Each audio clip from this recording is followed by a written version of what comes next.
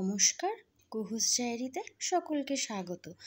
আজ আমি 5 মিনিটে কিভাবে মিষ্টির দোকানের মতো আলু ও ছোলার ডাল দিয়ে তরকারি রান্না করেছি সেটাই তোমাদের সাথে শেয়ার করব।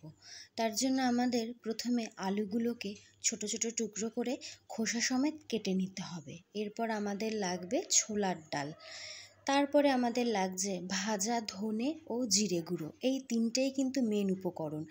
এরপর প্রথমে আলু ও ছোলার ডালটাকে নুন হলুদ দিয়ে সিটি দিয়ে আমি রেখে দিয়েছি কিছুক্ষণ। এই যে দেখো আমার সিদ্ধ হয়ে গেছে। এবার কড়াইতে তেল গরম করে তার মধ্যে হাফ চা চামচ হিঙের গুঁড়ো দিয়ে তারপরে আদা কুচি, পাঁচফোড়ন, তেজপাতা, শুকনো লঙ্কা, কাঁচা লঙ্কা কড়াইয়ের মধ্যে দিয়ে ভালো করে ভেজে নিতে হবে।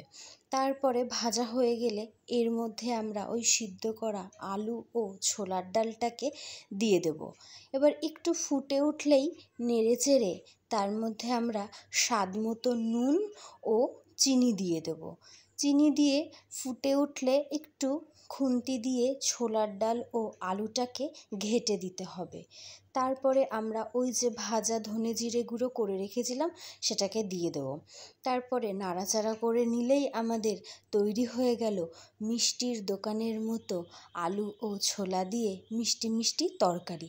এটা রুটি, লুচি, পরোটা, কচুরি সবের সাথেই সুন্দর খেতে লাগে। আমাদের সম্পূর্ণ রেডি হয়ে গেছে তরকারিটা। দেখো তোমরা, বলো তো কেমন হয়েছে।